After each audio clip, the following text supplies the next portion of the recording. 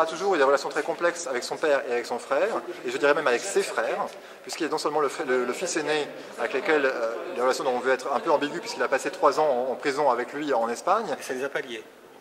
Avec le frère aîné, justement, je dirais l'ambiguïté apparaît, enfin, la difficulté apparaît moins qu'avec le troisième fils, avec qui lui était resté en France, et qui là va avoir des relations extrêmement tendues, d'autant que François Ier, son aîné mort, rejettera son affection sur son dernier fils, et donc l'autre fils, qui est désormais l'aîné, voit son père, avec lequel il est déjà en difficulté, se rapprocher de son frère cadet. Ça devait être une situation extrêmement difficile, et il est vrai que par la suite, alors je ne sais pas si on peut vraiment faire le lien, mais on a envie, on peut le penser.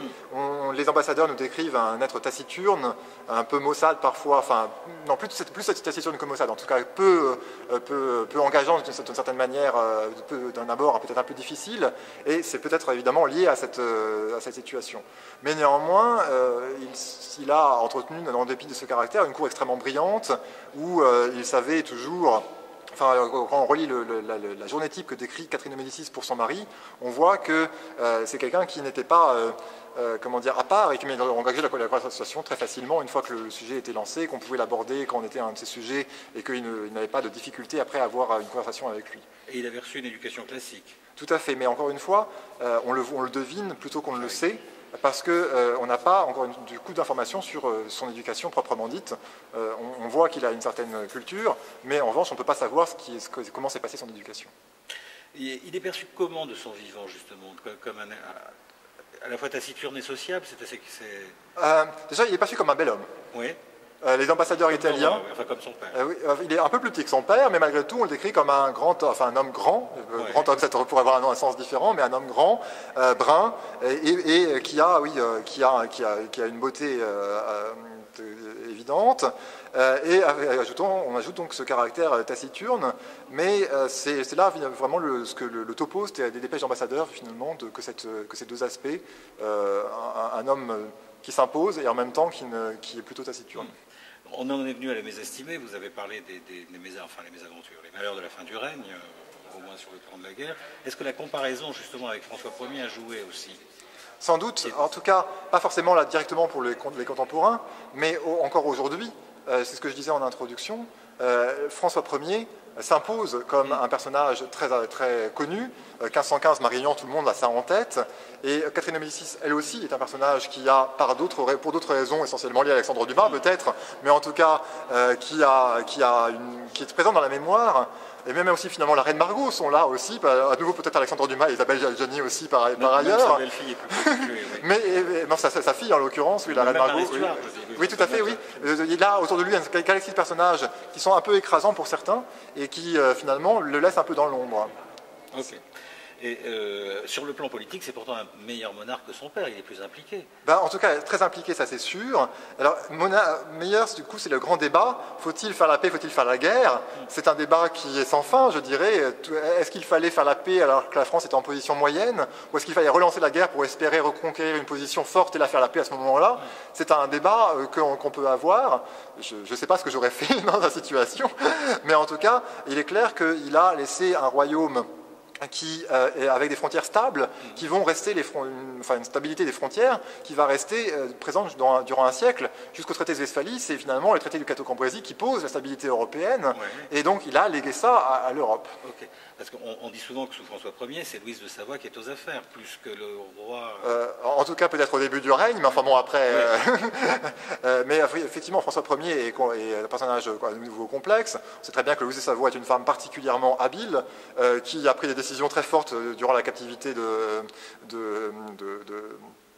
François Ier, et je rappelle qu'à ce sujet, elle est très proche de ses petits-enfants, qu'elle adore énormément et qui apparemment lui rendaient bien, mais que c'est elle qui prend la décision de les envoyer en otage en Espagne, puisqu'il y avait la possibilité soit d'envoyer sinon un certain nombre de grands chefs militaires et de grandes aristocraties, donc de décapiter la France, de laisser la France sans défense. Elle prend la décision qui devait être assez difficile, mais qu'elle a prise d'envoyer ses petits-enfants en otage. Donc aussi, vous voyez effectivement là une femme très forte, et à côté, Henri II apparaît lui comme l'homme qui a vraiment en main le gouvernement du royaume et qui gouverne par lui-même au sens premier du terme. D'accord, c'est un roi de guerre aussi. Tout à fait, ça c'est clair, c'est un roi de guerre qui a été en guerre très souvent tout au long de son règne. Au début, les premières années du règne sont des années de paix, en tout cas de paix apparente, puisqu'on a quand même une première expédition en Écosse qui est soi-disant menée par les Lorraines, mais évidemment c'est la France d'Henri II qui œuvre en sous-main. C'est beaucoup plus simple pour les relations diplomatiques internationales de dire que ce sont les Lorraines, frères de la reine régente, de la reine douairière, qui n'est pas régente, pardon, qui agissent, mais il est évident que Henri II est à la manœuvre, et il agit ainsi donc indirectement, mais par la suite, oui, les fronts sont ouverts et de façon très claire, et on peut reparler à nouveau de la trêve de Vaucelles qu'il signe en 1956, et même si c'est l'appel du pape, il prend la décision de relancer la guerre alors qu'il venait signer la trêve pour plusieurs années. Donc on voit que c'est effectivement un roi qui militairement est très actif, jusqu'à donc se décider à prendre cette décision du traité de Cateau-Cambrésis, mais qu'il faut lier aussi au fait qu'il y a vraiment deux factions à la cour très fortes, avec justement toujours un jeu d'équilibre qu'il sait assez bien mener entre les deux factions. Il y a la faction Guise qui est en faveur de la guerre. François de Lorraine est évidemment en première ligne sur ces fronts, à la fois au sens figuré et au sens pratique, puisqu'il est l'un des grands militaires du règne. Et à côté de ça, il y a Anne de Montmorency, le connétable de France, qui, tout chef des armées qu'il est, mène manifestement une vision plus apaisée des relations internationales, et on le voit très bien qu'au moment justement du traité de Cateau-Cambrésis, c'est Montmorency qui gagne. Il a été fait prisonnier, mais il va mener la négociation avec les Espagnols pour aboutir à cette paix que le duc de Guise, lui, n'approuve pas forcément, bien au contraire. Est-ce qu'on connaît l'influence qu'ont pu avoir Catherine de Médicis est une grande diplomate, on le saura après. Est-ce qu'on connaît l'influence qu'ont pu avoir ces femmes, Catherine de Médicis et Diane de Poitiers, sur le roi? C'est très difficile à dire. Alors, il est évident que, s'il faut traiter les deux séparément, il est assez clair que Diane de Poitiers est l'amie du roi dans tous les sens du terme, mais aussi sans doute une conseillère assez avisée. En tout cas, il s'ouvre assez sans doute librement à elle. Est-ce qu'il prend en compte ses conseils? Ça c'est beaucoup plus difficile à savoir, mais il y a sans doute une confiance là, mutuelle de base. Et pour Catherine de Médicis, son rôle est très, je dirais, n'apparaît pratiquement pas, mais il y a quand même des occasions où on voit tout d'un coup sa présence.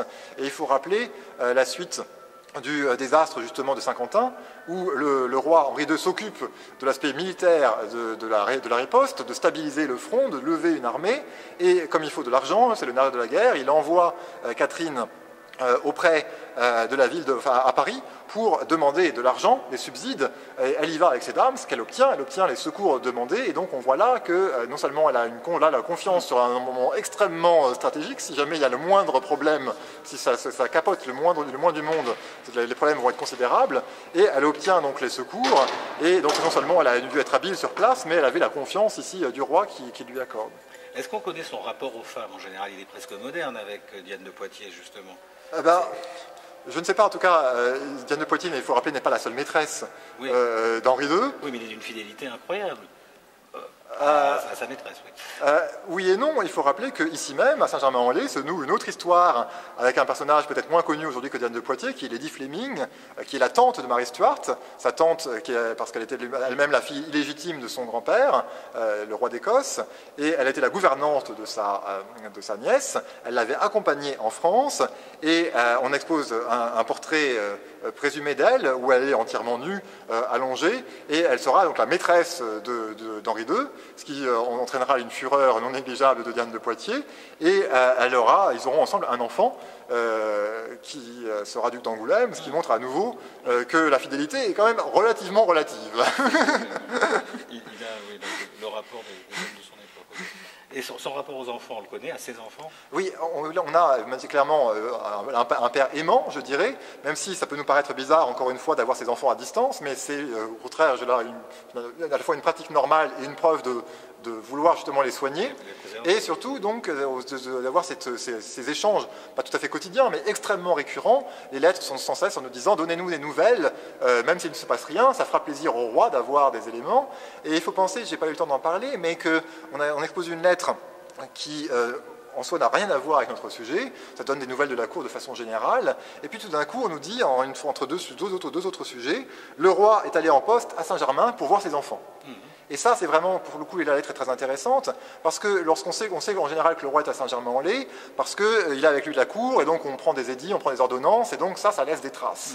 Mais en revanche, lorsque le roi s'échappe tout seul pendant 3 heures, en général, on n'en a jamais de traces. Et donc il faut penser que, outre donc, les 58 jours moyennes qu'il passe ici chaque année, eh bien, il a dû faire un certain nombre de fois l'aller-retour quand il est à Paris ou dans d'autres résidences d'Île-de-France, ou même d'un peu plus au nord où il peut faire la route, de venir comme ça, passer quelques heures, voir ses enfants et repartir. Et ça, pour le savoir, c'est évidemment impossible en temps normal, parce que, évidemment, ce qu'on a, c'est la correspondance qui lui est envoyée que lorsqu'il n'est pas là. Lorsqu'il est là, on ne lui écrit pas.